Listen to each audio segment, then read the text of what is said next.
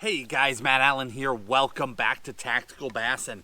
Today we're talking fishing line. We're talking monofilament, fluorocarbon, braided line, what each style is for, what connection knots you're going to need, how to tie them, when to use which line. We're going in depth. We're talking everything you need to know fishing line in today's video.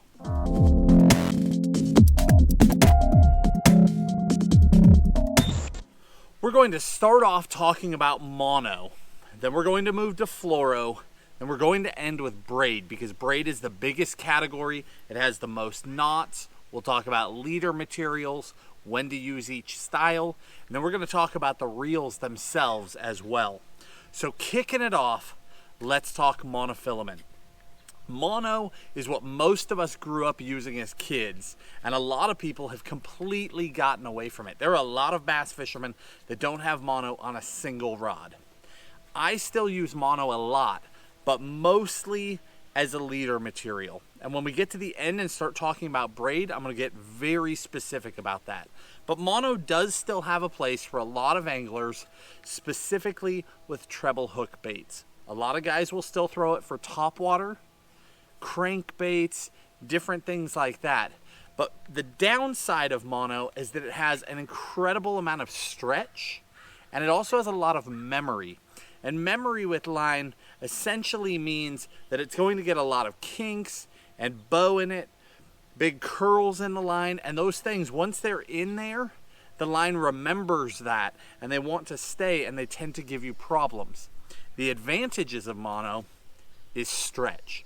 When you hook a big one on a topwater and she's thrashing up there on the surface and you're praying that those treble hooks don't bend out, that mono is giving and stretching and allowing you to keep that fish hooked up. It also typically floats, so it's really good for topwater baits or keeping baits high in the water column. But again, for me personally, the bulk of my mono use, which is a lot, is as a leader material. We'll come back to that in a minute. Now the mono itself, the main mono that I use is Maxima Ultra Green. I say main mono, that's probably the only mono I use. I started out using Maxima as a little kid. I mean, as my earliest memories of bass fishing, all my reels were spooled up with Maxima Ultra Green. Over the years, I've tried different things and I've just always come back to that line. You guys see us linking it all the time for different things. That is the line that I use. It's consistent. It's got a really good color in the water. It's not bold when I see it in the water. It's not clear, but it's not a dark, dark color either. It's a really good neutral tone. I've been very happy with it. Now we'll set mono aside for now. Going to fluorocarbon. There are a handful of fluorocarbons I use, but again, primarily as a leader material. And we're going to circle back and I'm going to show you two very specific fluoros for leader material. But the main line that I use for a main line is, it's a Sunline product, and that's Assassin fluorocarbon. Assassin is fairly rigid. It's really resistant to getting cut, so I use it a lot for crankbaits. That's my primary use. Those of you that have followed us for years and years know that I'm almost exclusively braid. There was a time when I was 100% braid. I've come back from that a little bit, and there are times that I will throw straight fluorocarbon, but it's primarily crankbaits and then sometimes with jerk baits. Now, when do I use it for a crankbait? When do I use braid for a crankbait? That is very simple. Here's the difference. You guys will notice sometimes when we're out there cranking, that we're just chucking and winding. You see it in the videos. We don't necessarily talk about it, but if you're watching us fish, you can see it. Sometimes we're just cranking.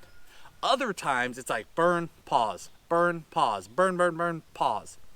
So if I want my bait to be reactive, where I'm stopping and going, getting a lot of movement out of the bait, I do that with braid to a leader. But if I'm just chucking, just going, I want to get down deep, I want a consistent feel, I want a long cast, that's when I turn to that fluorocarbon. Then with my jerk baits, I throw fluorocarbon a lot. That's my primary line. I used to use braid to leader. I still use it from time to time. If I grab a spool or I grab a reel and it's spooled up with braid, I don't worry about it, I fish it. But if I have a choice, I'm throwing my jerk baits on 8 to 10 pound fluorocarbon most of the time. My crankbaits, it depends on the bait. So if I'm throwing square bills and I'm just chucking and winding, I'm gonna do most of that on 12 pound assassin. If I'm throwing bigger baits that have size 2 treble hooks or larger, I'll go to 15 pound assassin, and I'll use 15 all the way up to a 10XD if I'm in open water. Like if you guys saw the video, I just cranked a big one at Gunnersville.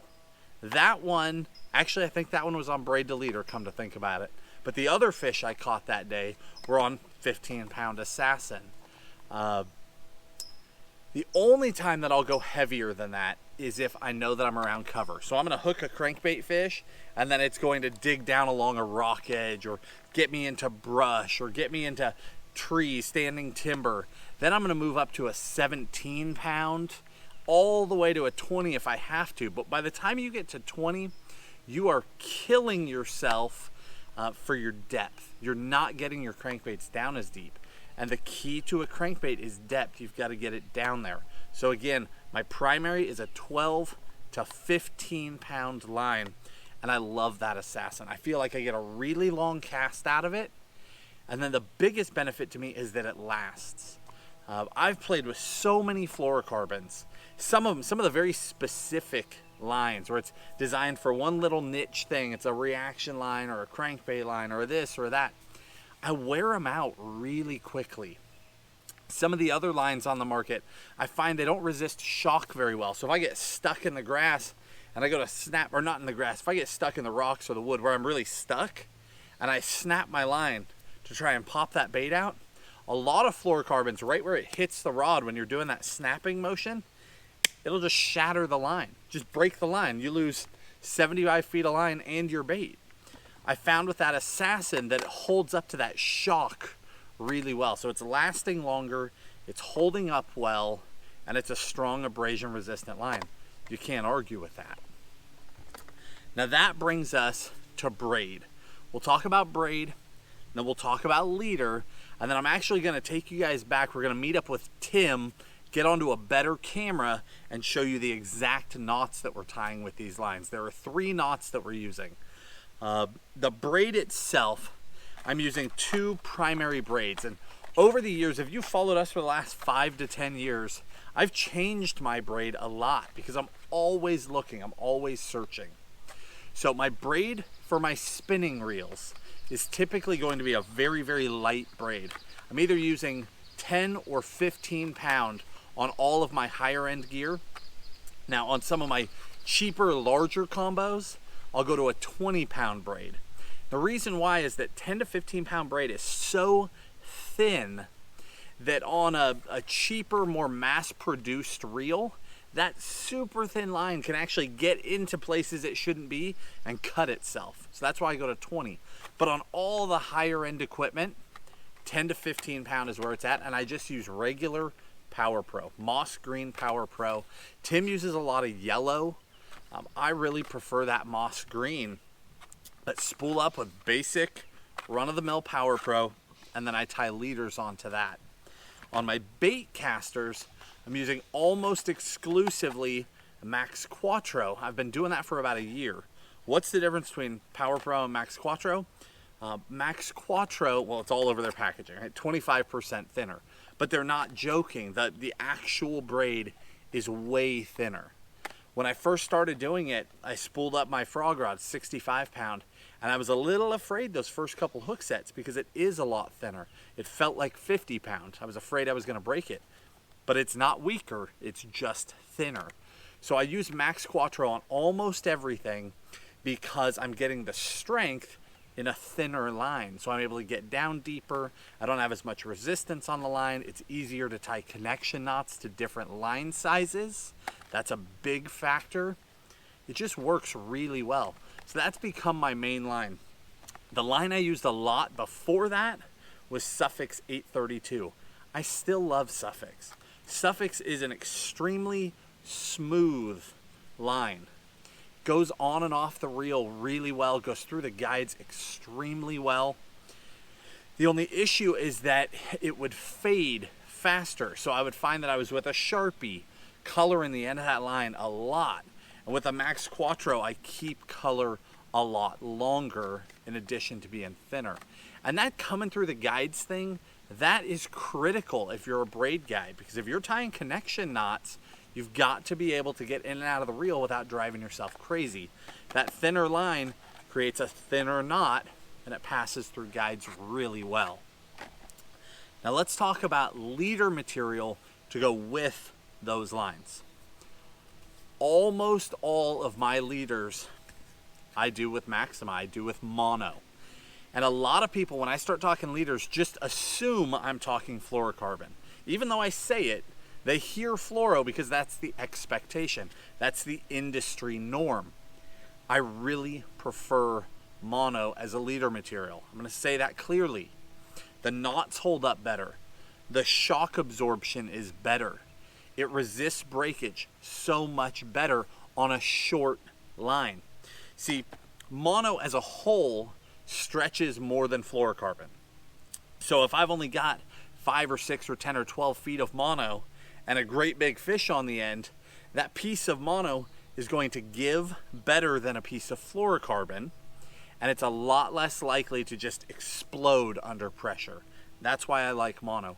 It also takes a connection knot extremely well. You're less likely to burn the mono as you cinch up your knot.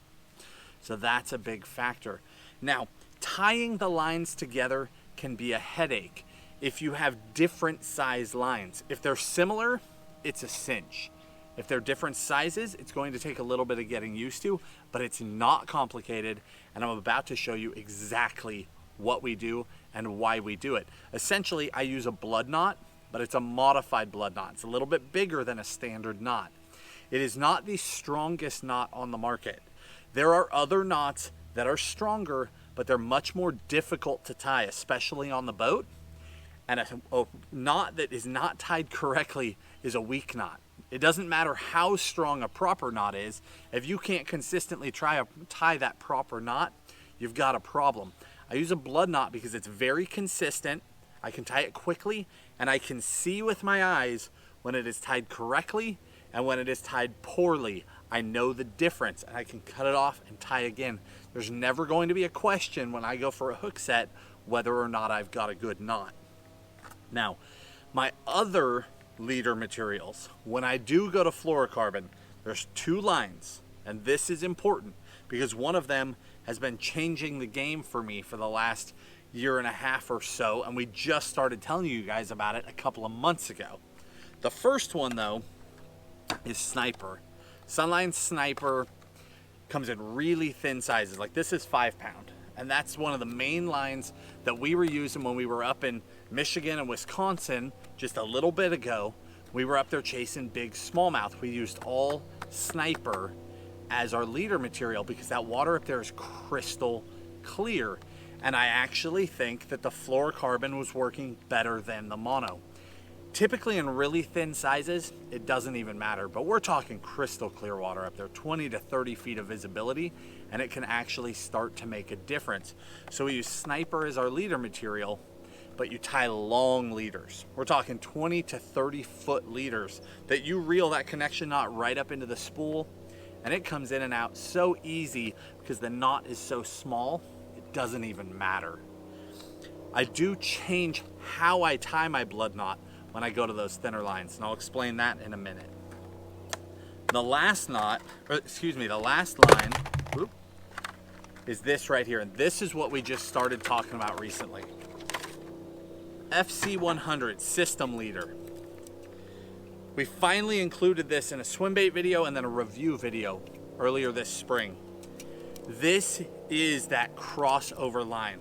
I have been looking for this style of line for years, and I've tried almost everything that's on the market. What is it? It's a fluorocarbon that stretches. It's a best of both worlds, and it works so well as a leader material. It resists burn just like mono. It stretches, it absorbs shock just like mono, but it's really clear in the water just like fluoro. It is an amazing line for all of my reaction stuff, for all of my slow stuff. The only downside is they only make it down to 16 pound. They make it up a long way. They make it in all the big sizes for offshore fishing. But we use it in 16, 20, 25, 30, 35, and I even use 40 because it's a lot thinner than the corresponding mono. It's thinner, but it's stronger. So I do a lot of my swim baiting with 30 pound line a lot in my mono, and I'm able to use 35 or even 40 in the fluoro because it's thinner. The fish can't tell the difference, and it's so much stronger. It's just bomb proof. The difference with this line over a mono. So mono does everything I need it to do, but it's not clear. It's green. Most of the time it doesn't matter. Once in a while it will. The downside of mono is that even though it's stretching, there's that memory. So every time it stretches, you lose a little bit more. That line starts getting kinked, starts not looking so good, and the time is coming when you're gonna break it. So when I use mono as my leader, especially for giant fish, I mean the big ones, every single time I catch a big one, I cut that whole leader off and tie a fresh one because I'm not even gonna risk it. It works flawlessly for a big fish, but I wouldn't trust it on another big fish or another or another or another. It's just not worth it. Cut it off, retie. Insert system leader. It's designed to stretch and come back. Stretch and come back. I tested it a lot on striper before we even told you guys about it. And anyone who's fished for striper knows that those fish are powerful. So I was tying leaders and then leaving them all day and catching 15, 20, 30, 40, 50 striper that are just wrenching on that line. And then at the end, you take the slack off that line. If it was mono, it'd get all coiled and get these crazy loops in it to tell you that that line is toast. The fluoro, none of that. It looks brand new. It holds up extremely well to that give and take. So again, you can only use it in 16 pound and up. So it's taken over that entire category for me. But in those smaller sizes, 12 pound, 10 pound, 8 pound, 6 pound, I'm still using mono. Then when I go to the really light lines, I go back over to fluoro and I use that sniper. Now we're gonna link all this stuff down in the video description for you to make it really easy because I'm dropping a lot of names and I'm talking really quickly. And now we're gonna go tie a bunch of knots. So you're gonna have to try and process all that. Couple more things though before we go do that. Two things. How do I store all of this line? That's pretty important. And two, there's a situation with the braid on your reel that you need to be aware of. So let's talk about that first. I brought a reel out here with me. When you're going to spool up a reel with mono or fluoro, all you do is tie a knot to the spool itself. I actually use a San Diego jam knot because I am very cautious. Most people just tie a garbage little knot down there and they think, well, if I ever get that low, I had it coming. My thinking is the exact opposite.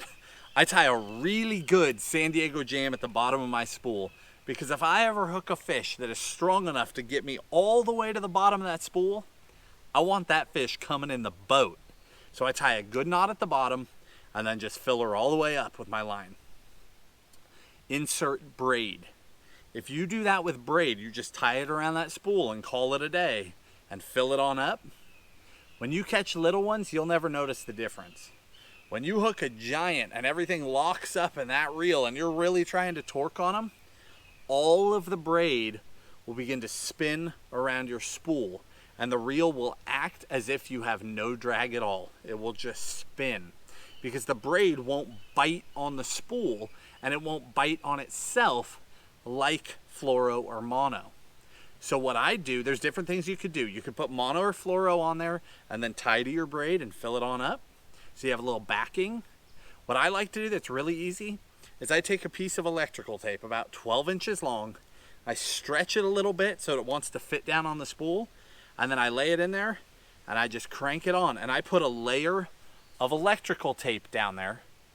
Then I can tie my braid straight to the spool. No backing at all. And the electrical tape is that little bit of cushion and shock absorber that allows that braid to bite and hold. I've been doing it for years, and I have never had a single spool slip. That solves the entire problem. Don't tie braid direct to the spool. You will regret it. Put a little bit of electrical tape in there, or a little bit of mono, or a little bit of fluoro, then put your braid on. Problem solved. Now, storing these lines. This is how I store. And one other thing I want to add. A lot of these companies make leader specific material. I'm not using it. I just buy my regular spools of line like I'm going to spool up a reel, and that's what I use for my leader material. The only one that's leader specific is that shock leader, that system leader, FC100. That one is specifically made to be a leader because it does stretch so much. You could never use it as a main line. All the others, even my fluorocarbons, I'm not buying fluoro leader material. I'm buying regular assassin, regular sniper, and just tying on a little length from that spool. So Plano makes these little spool boxes. That's what they look like new. This is what they look like after they've banged around in my boat for a year or two. I've got a bunch of them down in my compartment. That's how I store my line. Because you're hearing me talk about needing a handful of different lines. You have to have a way to keep all that stuff organized. So I just throw them in these and then throw them down in the bottom of the boat. Call it a day. They bounce around, but they never get cut. They never have problems because they're protected inside here. Just the edges of them are hitting. The line itself is always protected. That's how I store it. Now let's head back in. Let's go try and meet up with Tim. We'll sit down. I'm going to show you 3 knots. We're going to tie a blood knot, and there are several variations that we'll probably talk you through. We're going to tie a Palomar. There's several variations for that. Then we're going to tie a San Diego jam knot. There's 2 variations for that as well. Those are the only knots. If I start using extremely heavy dissimilar lines, meaning a really, really light braid to a really heavy fluorocarbon, or just really heavy fluoro of any kind, 40, 50 pound, anything above that. Now we're getting out of bass there. We're talking striper and saltwater. But if I do that, I switch, because those lines don't like to cinch down for a blood knot. I switch to a nail knot, but that's the only time I do it. A nail knot is a stronger knot than the blood knot, but it's more difficult to tie. It's harder to see when it's perfect. Again, the benefit of the blood knot is that it's fast, it's easy, it's plenty strong, and you know when you've done it right. All right, we're gonna head in and meet up with Tim, but because this video has already gone so long, we're gonna take a break right here. Tomorrow morning, we're gonna pick back up with a brand new bonus video, and we'll show you how to tie all those knots. If you enjoyed the video, if you learned something, hit that like button, subscribe to the channel, turn on notifications so you know when new videos are coming out, and we will see you tomorrow. Have a great day.